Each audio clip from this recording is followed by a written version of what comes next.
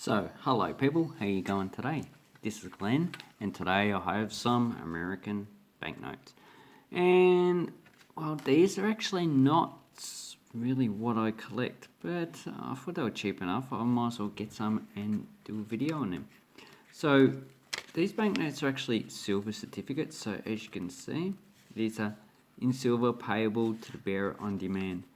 But a lot of people going, oh, so I can take this banknote, go to the United States Treasury and get this as a silver coin. I'm afraid that is not the case. So during John F. Kennedy's administration, this is the guy, last president that was assassinated, there was a Public Law 8836 which repealed the Silver Purchase Act of 1934, where the United States Treasury had to actually, or the Mint, can't remember which one, had to purchase between $2 and $4 million dollars worth of silver every month and turn it into silver coinage. And that repeal meant that there was no obligation of the United States government to actually issue silver coinage.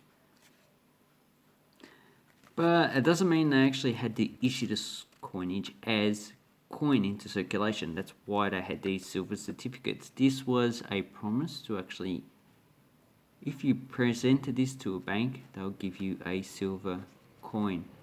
And also, President Kennedy had an executive order, 11110, which actually eliminated the Treasury's obligation to actually issue these silver certificates.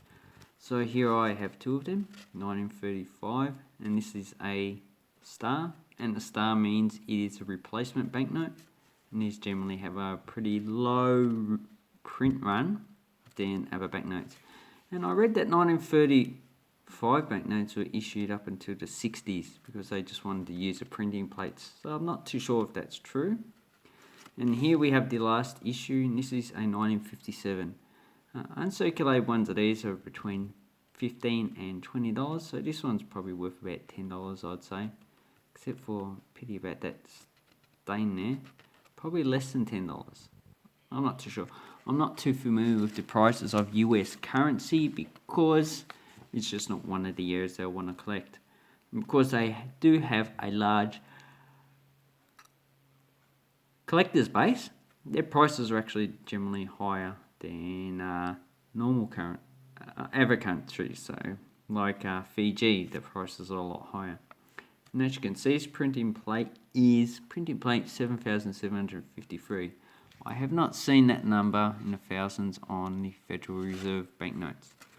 So here I have a Federal Reserve banknote, and the major difference between these when this was exchangeable in silver was this one was not exchangeable with silver, but it was backed by gold. Oh, it would have been backed by gold. They did have gold certificates in which you can exchange banknotes for gold coins, but this one would have been backed by gold, and it was a legal tender.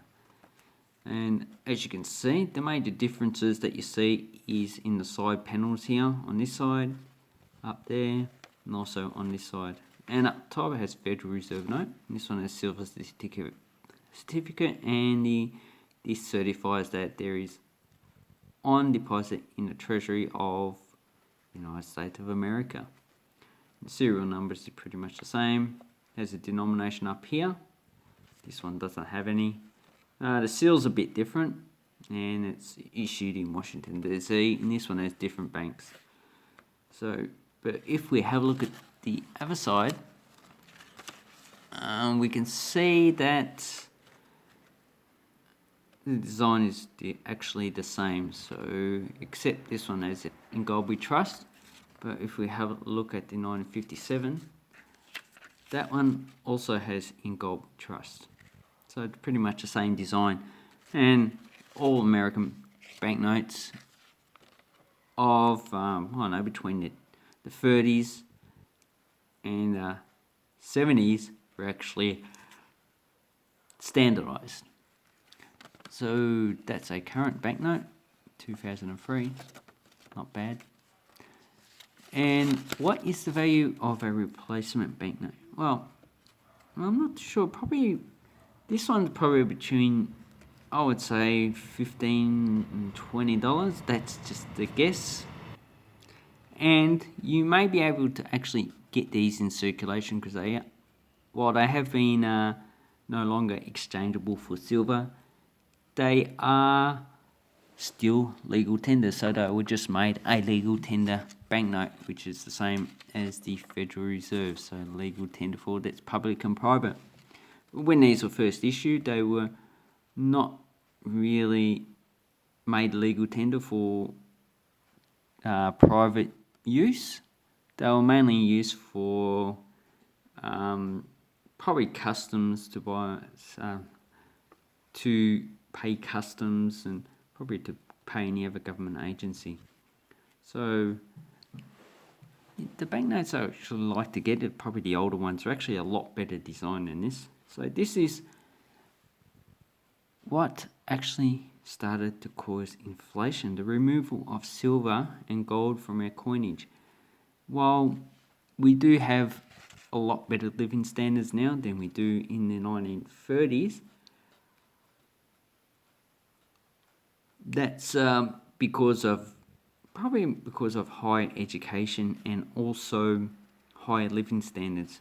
Not really because they actually removed silver, but I don't think they can actually coin silver for circulation anymore because the population of the planet's just too high, and definitely gold population's too high. But what could this have brought back in 1935? Well, this actually would have been equivalent to roughly $16 that you can buy now. So actually the silver price from what I've read is about 93 cents per ounce. So this would have been over an ounce of silver. But in this time period they actually never issued coins as the amount value in coinage because they need signorage, which is the value you get between the denomination and the metal and minting prices. So really, so I can't find the wages, but I do have some prices here, and a pound of bread cost $8.30. 5 pounds of flour, $25. A dozen eggs, 12 eggs was $37.6. Well, that's actually quite expensive. Actually, all these prices that I see have actually come down, especially eggs with inflation, definitely come down. Wow, modern techniques of manufacturing that has reduced prices by quite a lot, and that is actually good for us because now we can afford more things for our money. And that's why I'm not too concerned that I actually took silver and gold out of circulation, because they've actually increased our living standards through other means, and really this is only a way to exchange one good for another. So your labor, they give you money, and with that money you just buy things with it. So in itself it really has no value. So it was just an easier way to exchange. And if you want to, hold on to your wealth, you can still buy silver and gold coins. Just do it that way.